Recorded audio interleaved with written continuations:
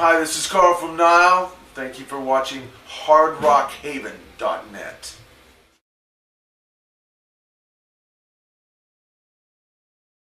Alright, so we have Karl Sanders here of Nile. Karl, you just did a music video for Enduring the Eternal Molestation of Flame. Did you have any creative input in that video, or did the concept come from you? None whatsoever. That was all our wonderful video producer, John Simbonis. He and George cooked that up together. Yeah, he did some incredible stuff. We said, wow, just go ahead and run with it. You did a great job. Absolutely. Well, the album art itself drew attention with it on the sticker on the album that the same gentleman who did soil work, I can't recall his name offhand, but can you talk a little bit about how you selected the artist and the artwork itself? Oh, you mean Seth? Yeah, Seth. Yeah, and he plays in one of my favorite bands. So, because he's Greek, he's a friend of George's, and that's how it came about. He had wanted to work with a band for quite a while, and we really liked his stuff, so it was an easy no-brainer. Are there are any of those mummies famous on the in the artwork, or do you know? Some of them look familiar, but I wasn't involved in the artwork whatsoever, so I don't know. You could ask him. Fair enough. Yeah. Well, why do you feel it's important to explain the inspiration behind each song in the liner notes? You go into pretty good detail in terms of the source material that you're referencing. There's a great story behind that. Immolation was rolling through my hometown because they were on tour, and they came over to my apartment to stay for dinner and get showers and whatnot. And while they were there, I wrote Ross Dolan into doing some guest vocals on a track I was working on, Kedi Safa Shamsu. And Ross is a very professional, very conscientious kind of performer. So he wanted to know what the lyrics meant before he sang them. So I took like 10 minutes and explained the whole thing to him, and Ross and Bob Bigna, said, you know, Karl, Nile fans would love to know this stuff. You know, you should put this in your album, write something about each song, and fans would eat that up. They'd love to know what these songs are about. So, you know, I thought it was sound advice. So we started doing it with the Black Seeds of Vengeance record, and we did it for every record except the Ithy Fallop record. Why accept that record? Well, the record company told me I had to do it. So there is no surer way to make sure I do the opposite than to tell me I have to do it. I'm one of those defiant, rebellious souls. Nothing wrong with that. You were going to produce an album for the band Psycho Spoon, featuring former Nile bandmates. Did that get finished? We're still working on it. I had to put it on hold while we're out on tour, so as soon as I get back home, we'll keep going. Right now we're tracking vocals. We did so far drums, guitars, and about half the vocals for the record. Are you looking forward to doing more production work in the future, or after Nile's done touring? Is that? You know, I'd love to. I'd love to take on a few bands and see if I could help them. That would be awesome. Yeah, absolutely. Any thoughts? I know you get this one a lot, but live release. Can Nile fans expect something like that in the future? Well, I wouldn't, hold your breath.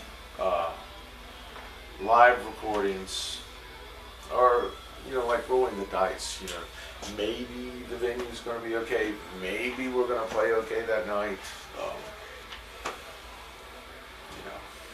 It's what it is. It is what it is. You were on the second stage in Ozfest 2007. Do you have any particular fond memories of that time, or any good stories? I'm sure there are a few. There's so many stories from that, but a lot of it is a blur. That was an 8-week tour, and the way it worked, all the bands on the second stage were pretty much trapped in the bus parking lot for the rest of the evening until the Ozfest cleared out and there was a clear path for our buses to get out.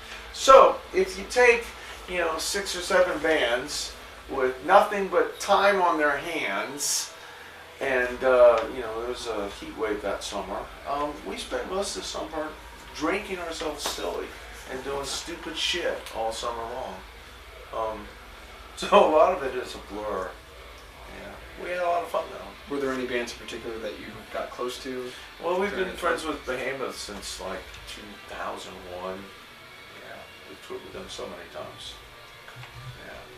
Yeah. 20 years together as a band. Does it feel like it's been that long? No, it doesn't.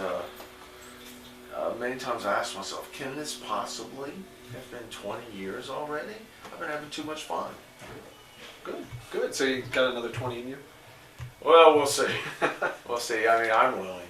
I'm metal for life. So, Be the we'll see Rolling what Stones happens. of technical death metal. If we can last that long, it's a physically challenging kind of music to play. If you're going to do it right. What is it about playing music that keeps you interested in this lifestyle or keeps you going? I don't know. I've always loved music. I've always loved guitar playing.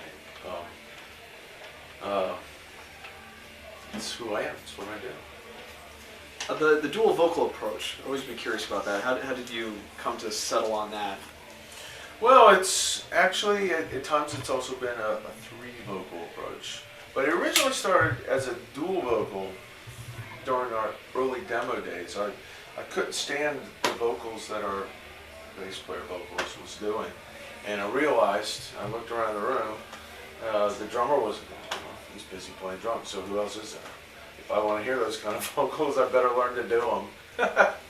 So that's how that started. Yeah, and then when we got Dallas in the band, Dallas is an incredible vocalist, then it grew into three vocalists. Great. And that's the sound that Nile fans have come to know and love. That's good. How did you first come into contact with Todd Ellis? And how did he get in the band? Well, we first found out about Todd through a video audition. We were looking for a bass player after we lost Chris Lawless the first time.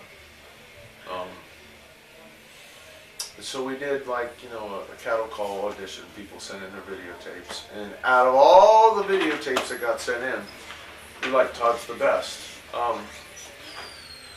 For whatever reason, though, we decided to take Chris Lawless back and give him a second chance, which he of course blew. So when he fucked up the second time, we went, all right, well, he was the best guy to give a chance. And coincidentally, a friend of mine that I really respect gave a very strong recommendation for him. So we decided to give him a chance, and so far he's doing pretty good. Great. And he does background vocals on the new record, right? There is some of him on the new record. Yeah, absolutely. Did you ever write a song so fast that you couldn't play it? No, that's like one of those questions. Is it a paradox? It's a paradox, because if you couldn't play it, then you couldn't write it. True. Well, you might have an idea in your might head, but think about it, but that's not the same thing. I might think of an idea whereupon I am the dictator of the entire known universe, but that doesn't make it a reality. Yeah. And last question here for you, Karl. Will we be seeing more of Nile touring alone with longer sets like this tour has? Well, this tour is kind of an experimental business model. We'll see. We'll see how it works out. We're still pretty early in the tour, so we'll see how it works out. Well, Karl, thank you so much for your time. It's been an Thank you, absolute sir. pleasure. Have a good show. Thank you. you.